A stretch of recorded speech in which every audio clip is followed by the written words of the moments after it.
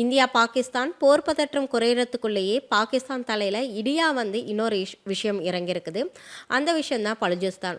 பாகிஸ்தானில் மிகப்பெரிய மாகாணமாக இருக்கக்கூடிய பலுஜிஸ்தான் தாங்கள் பாகிஸ்தான்லேருந்து பிரிந்து தனி நாடாக அறிவிக்கிறோன்னு ஒரு அறிவிப்பை வெளியிட்டிருக்கிறாங்க. அது மட்டும் இல்லாமல் பலுஜிஸ்தானுடைய வான் மற்றும் கடல் எல்லையில் இருக்கக்கூடிய பாகிஸ்தான் இராணுவத்தினர் உடனடியாக பலுஜிஸ்தானை விட்டு வெளியேறணும்.